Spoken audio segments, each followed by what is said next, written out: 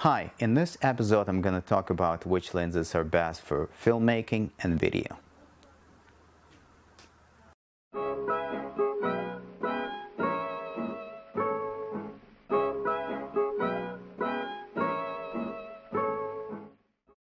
The first lens I will recommend for the beginners with a crop sensor body camera. It will be a kit lens with variable aperture 3.5 through 5.6. That simply means that when you wide open, your aperture will stay at 3.5, f3.5, and when you zoom in, it will close to f.6. That means when there's low light situation, you will get some digital noise, which will be hurting your image appearance. It is a simple lens to get started. If you're on a budget, that's a good way to start with this lens, play around and record some videos on a daily basis and find out what is the best focal length that you are comfortable with. To go step up from this kit lens will be a third-party lens made by Tamron, 17 to 50 millimeter, constant aperture f2.8. That means the aperture remains open whether you're wide open or you zoom in, and that's really good. It will allow you more lights in, and definitely it's a good choice. But that adds up to the cost of the lens. So you might consider, if you're on a budget, you would stick with the kit lens until you make more money that you can upgrade to a better lens. If you're lucky enough to have a full frame camera, the great choice for you might be a Canon 24 to 105 millimeter with aperture f4 and image stabilizer. That lens might be not so fast, but definitely image stabilizer will make look your handheld shots smoother. That costs quite a bit too, but again, full frame costs more than a crop sensor. Keep this in mind when buying a full frame camera. A really good lens will be made by Tamron, 24 to 70 millimeter, constant aperture f2.8.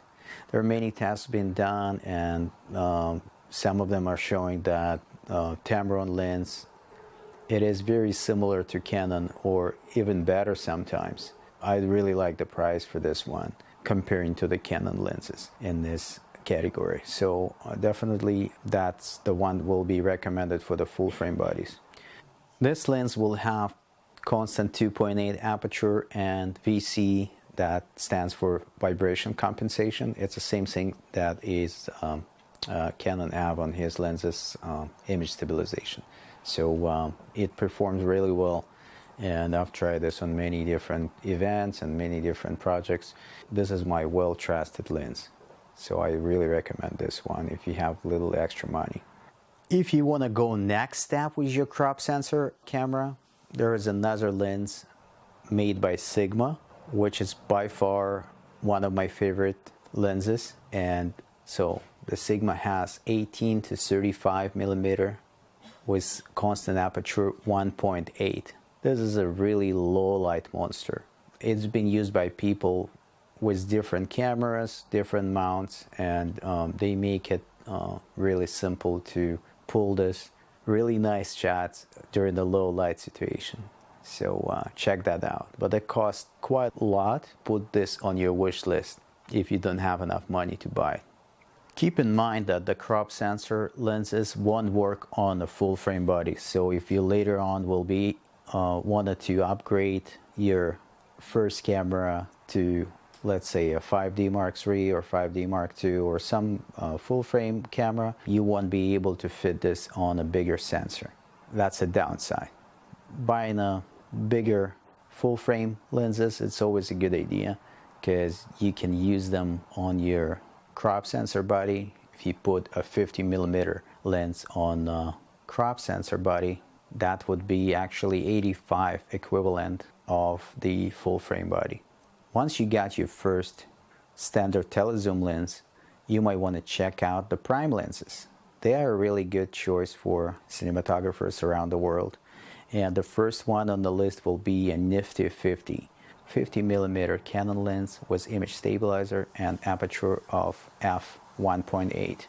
It's a really good lens for the money, and that's a real bargain. The cost for this lens is really low, and you just must have this lens in your arsenal. The next step after that will be a Rockon lenses. They are really inexpensive comparing to other professional lenses made by Canon or other brands.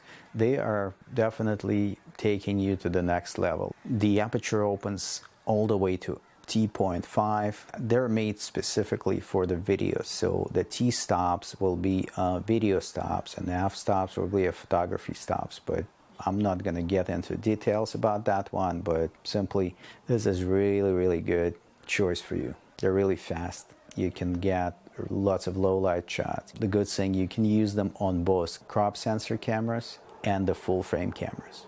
Definitely a great choice for you. The image quality will be surprisingly nice, and some of them are pulling really good bokeh out of focus background. I definitely recommend cine lenses made by Rockon. Prime lenses are generally cheaper than telezoom lenses, and the image quality is better, but they don't have a versatility of zooming in, so you will need to use your tripod for composing a shot. Next type of lenses is going to be a telephoto lenses. My favorite lens will be 70 to 200 millimeter f2.8. That lens is really versatile. You can make lots of nice shots with it. You can film different things, and definitely you might want to consider buying. But the Canon version costs too much. It's around $2,000 plus. And the price tag is just too high for beginner filmmakers. So again, you might want to look into the third-party lenses like Tamron. That lens, equivalent of the Canon with the EF mount, sells for Canon full frame bodies, and you can definitely use it on a crop sensor, but keep in mind that it will have a longer focal length than on a full frame body. If you're really on a budget, from that section you can purchase Canon 55 to 200 millimeter lens, and they're pretty affordable comparing to the Canon 70 to 200 2.8 or Tamron 70 to 200 2.8. But you will lose the f-stops, and they're not as fast, not as good as low light, and they're not as sharp. Always look for good deals on eBay and Craigslist for used equipment. Some people upgrading their stuff, they will sell their gear, and you might get a really good bargain. Doesn't have to be brand new. It can have a little dust in it, that's fine, but it's gonna be good enough for you to start filming. So used gear can be another option if you're on a budget. Good lenses worth the investment. You definitely will be pleased with the image quality. And you will see this eventually when you upgrade from the kit lens to the primes and telezoom lenses and so on and so on. Feel free to leave a comment below which one is your favorite lens and which lens do you want me to review it. Thank you, and see you guys later.